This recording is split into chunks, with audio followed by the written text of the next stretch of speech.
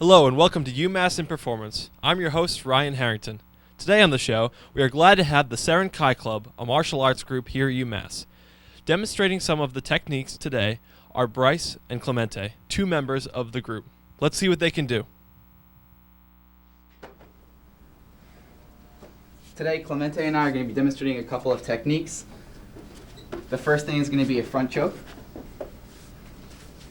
Here, the first thing is getting the hands off of the neck. And the most important part is to use your body against their wrists. Because this is a serious attack, it merits a serious response, which is a strike to the neck. This is the karate takedown. There is also a jiu-jitsu throw that we won't do here because there are no mats. One last time all together.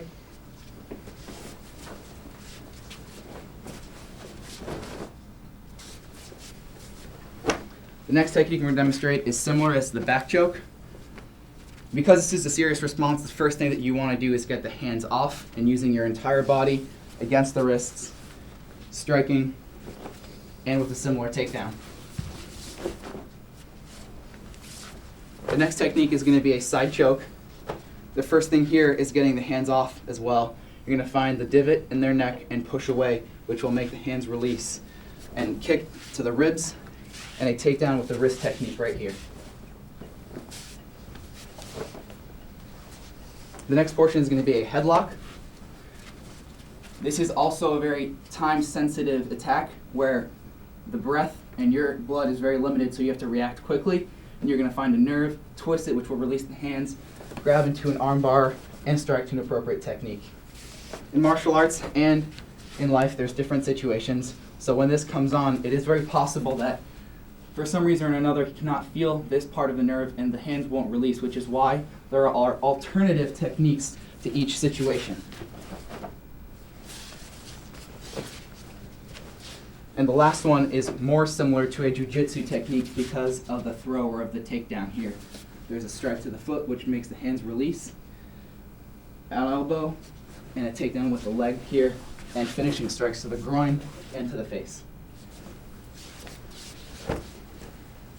The next technique is a rear double wrist grab. This is also very dangerous if the person is trying to get you to their car or to an alleyway, or if there are several people involved in this attack. The first thing is releasing your hands. You're going to grab onto their wrists, escape, arm bar, and appropriate finishing technique with a takedown.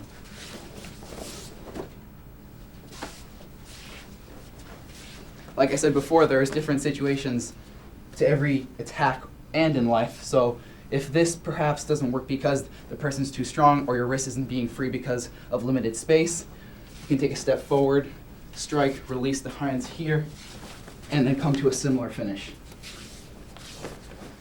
There is also a jiu-jitsu containment to this version of an attack that works on similar principles as well as controlling the person if needed.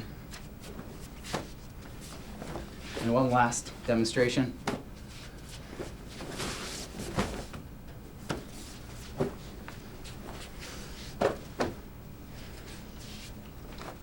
That was great, guys. Could you tell me a little bit about what type of martial arts this is? Sure. This is called Seirenkai Karate and Jiu-Jitsu. We focus more on the karate aspect on UMass campus, but is a traditional martial art that is Japanese in nature and involves karate, jiu-jitsu, and some kobudo, which is training with Japanese and Okinawan tools. And how long have you guys been doing martial arts? I've been in martial arts for 17 years, but I've been doing Seirenkai for 6.5 years, and will be doing it indefinitely. I began about 2.5 years ago at Brandeis, and I transferred here. So they started the class here, so I joined here as well. And what made you want to join this here? It just feels important to be able to protect myself. It's a good life skill, I feel like, and it's a good workout. Yeah. Well, what separates this from other types of martial arts you might see? It's not a competitive or combative sport.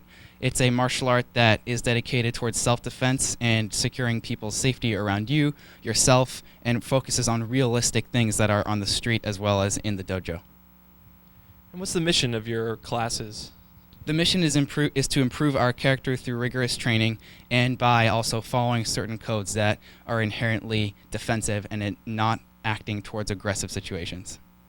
Cool. Well, is this type of martial arts for everybody? Definitely. It is for anybody who wants to get a good workout, meet people, as well as learn how to defend themselves in very appropriate manners. Well, if people wanted to learn about this on campus, how'd they go about that? There's 3 different ways of doing that. The first would be to join the Facebook group on the Facebook, which is run by Adam Greenberg, who's the other instructor of this class. The other way is to contact me directly through my email. And the third is to join the members list on the Campus Pulse website, which has our registered student organization, mission, and constitution. Great. Well, that's all the time we have for today. I'd like to thank Brice and Clemente for joining us. And we're going to see one more demonstration of their techniques. Thank you, guys. Take it away. For the last couple, they're going to be holds. The first is going to be a full Nelson. And for here, you're going to protect your head with your hands pushing against your forehead. You're going to find the knee and stomp on the foot, which is going to release the hands. You're going to clear the hands here, grab fingers for an ubi waza, and lock it up for either a controlment, containment, or a possible takedown. One more time all together.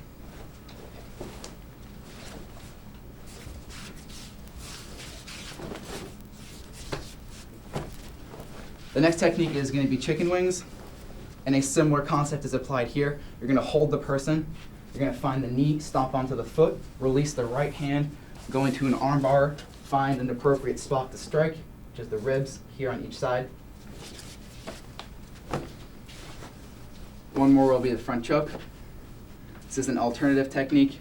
Hand's going to come around, over, and for a possible throw here. And we're going to do a couple more demonstrations without explanation.